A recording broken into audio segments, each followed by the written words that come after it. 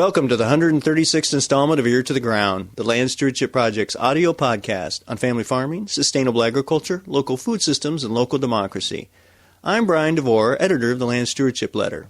In Ear to the Ground 103, we featured innovative research being done in Iowa, where researchers are growing strips and patches of native prairie on steep hillsides amongst corn and soybean plantings. The research is being coordinated by Iowa State University's Leopold Center for Sustainable Agriculture and is taking place at Neil Smith National Wildlife Refuge in central Iowa. Since 2007, researchers have been measuring what environmental impacts these patches of perennial prairies are having. Scientists are carefully measuring soil and nutrient loss, as well as whether this natural habitat is increasing the presence of birds and pollinating insects. The results have been quite striking. Planting just 10 to 20% of a crop field to prairie has consistently resulted in a 90% drop in the amount of soil, nitrogen, and phosphorus that is lost from the field. In addition, numerous grassland birds and pollinator insects are utilizing the prairie strips. Perhaps what is most surprising is that these environmental benefits are being produced on fields planted to corn and soybeans utilizing a 100% no-till conservation system. Side-by-side comparisons show that while the no-till system reduces runoff on its own, integrating just a small bit of prairie produces a tremendous amount of extra environmental benefits. I saw firsthand how flues that capture eroding soil at the bottom of the testing area must be regularly cleaned out with shovels under the no-till system that has no prairie plantings. The flues below prairie strips, however, remain quite clean. This research is exciting for a couple of reasons. One, it shows that we can get major environmental benefits from planting perennials on just a relatively small portion of a field of annual row crops. We don't have to return every last farm field to 100% prairie to enjoy significant ecological benefits. In addition, this research has shown that multiple benefits can be derived from such plantings, including increased wildlife and pollinator habitat and developing a healthier water cycle. I recorded my first podcast on the site of the Prairie Strips research in 2011. In 2013, I returned to see how the research was progressing and to talk to participants in the project about whether it was practical to get such a system established widely on working farms in the Midwest. First, I chatted with Matt Helmers, an Iowa State University agricultural engineer who is coordinating the research project. He talked about the economics of prairie strips and how they could be integrated with other conservation measures through a systems approach. Yeah, we've been looking at some colleagues, John Tyndall, that's a natural resource economist at Iowa State, has been looking at it, and we estimated it's about $40 per treated acre, so $40 per not only the prairie upland area when we consider that, and so about $40 a treated acre per year, but that's probably in the range of cover crops, maybe slightly less. And then also, if we equate it to per linear foot of the prairie strip, it's about 23 cents a linear foot, which is a lot less than terraces. So from a structural practice perspective, it's a lot less costly, may provide a lot of additional benefits beyond what maybe a terrace would, at least on slopes where this is working. If we get to some of the steeper slopes, maybe above 10%, those we probably need something like a terrace. But when we're in that 2 to 10% slope, we think these prairie strips can be very effective.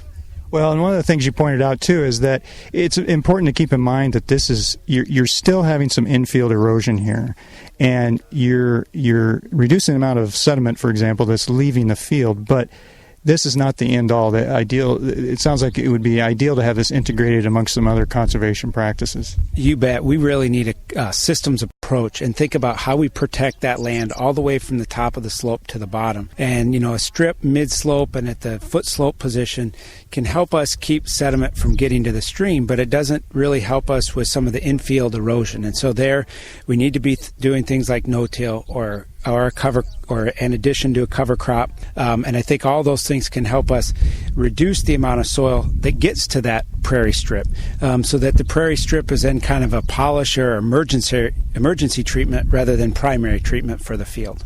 Now, I know you're starting to bring more farmers out here. You're working with Gary here, who's doing the farming, and he's a no-till farmer and obviously very concerned about soil erosion.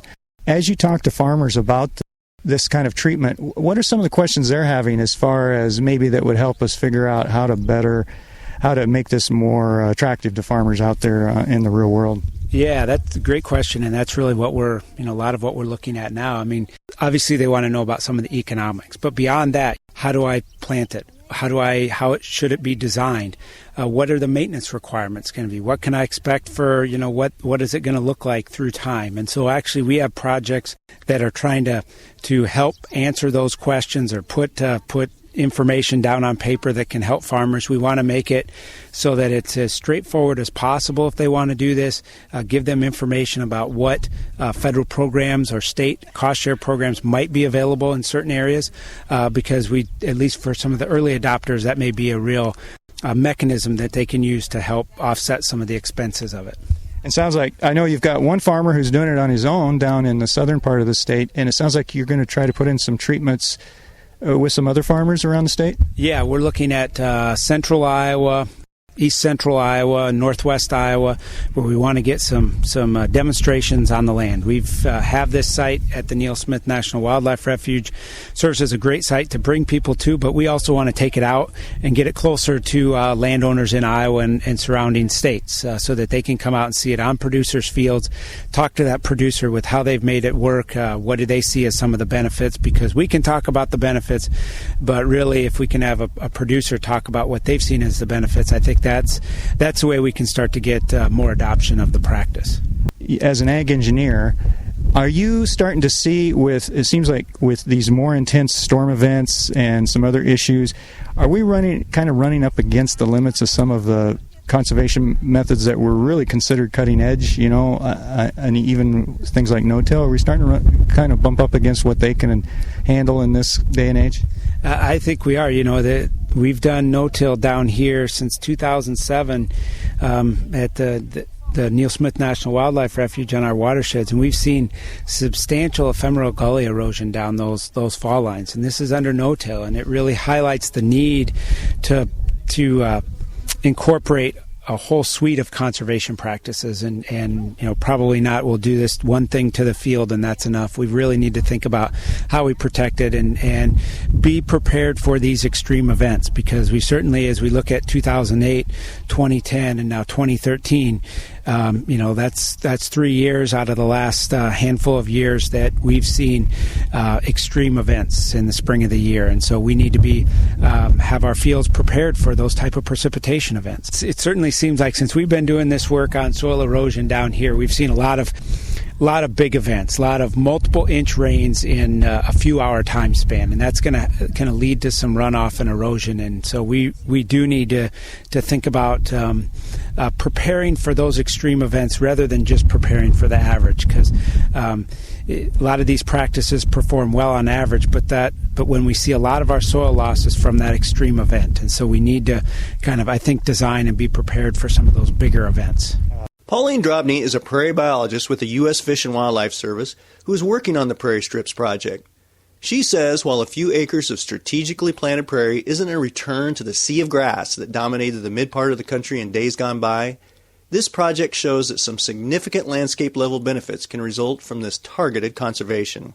The reason we have farmland in Iowa, for example, is because of these thousands of years of occupation of tall grass prairie that developed this deep, black, rich soil. And so it seems to me to be the perfect sort of thing. In some ways, you could think of prairie as the landscape of the farmer. I mean, it's the ecosystem of the farmer. And despite the fact that farming is what has taken it out of existence largely, now bringing this back into it is in many ways healing.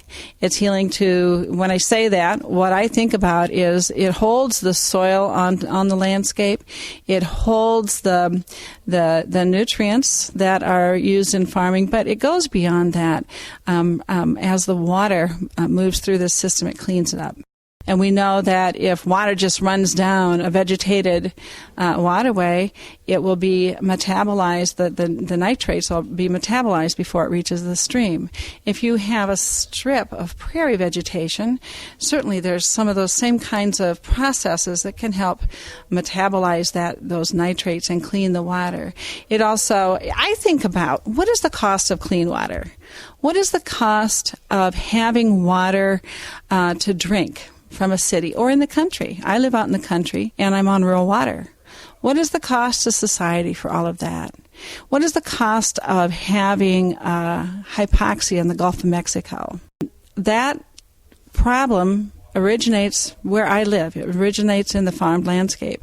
And so if we could find ways to strategically locate these strips in a way that's beneficial to the farmer, clearly, is beneficial to society, it gives us a different way of cleaning our water, that it doesn't rely on filters and the chemical treatment, but on more natural ways of doing that would be just wonderful. Then you have the habitat it provides for the birds.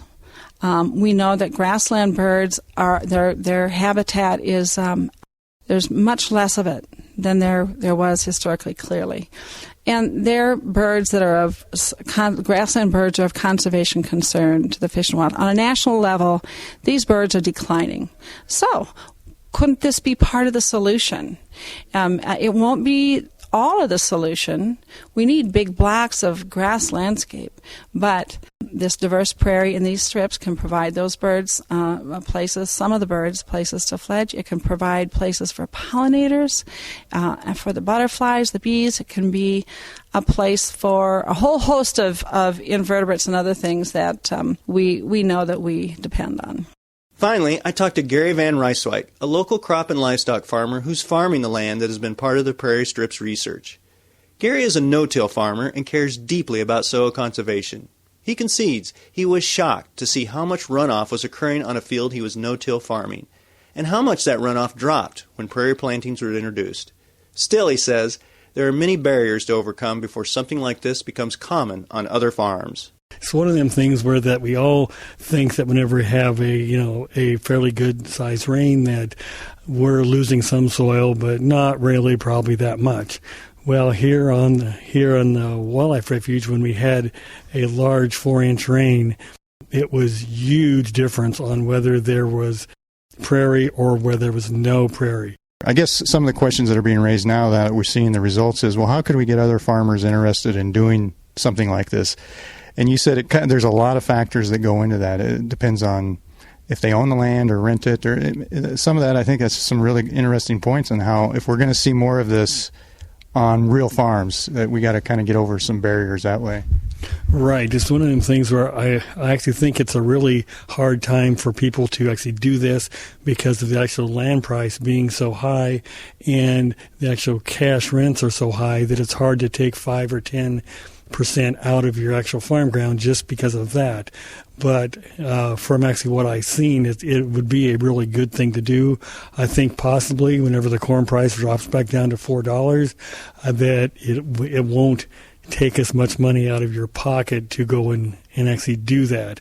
One of the other biggest barriers is that people, even like me, up until I actually saw how much soil erosion there was, most farmers truly really believe that they aren't losing as much as they really are. Are you talking to any of your neighbors, or any of your neighbors showing an interest in doing something like this, or is it still in that experimental stage and they're kind of waiting and seeing? Yeah, that there are a few of them who kind of think they might want to, but right now with the corn and bean price so high, they don't think this is the time to take another 5 or 10% out of their farm. Even though I do believe more of them realize now that we are losing more soil than what we had originally thought.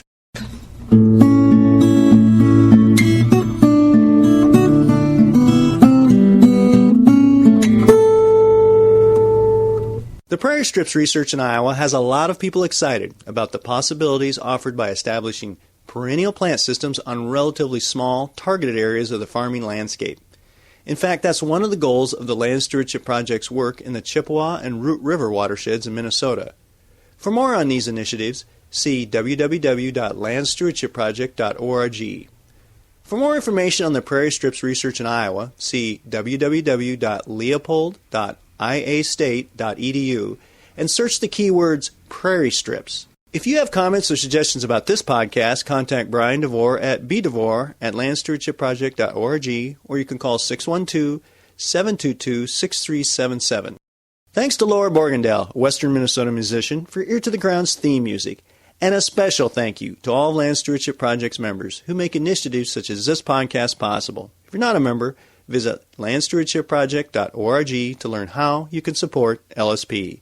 Thanks for listening.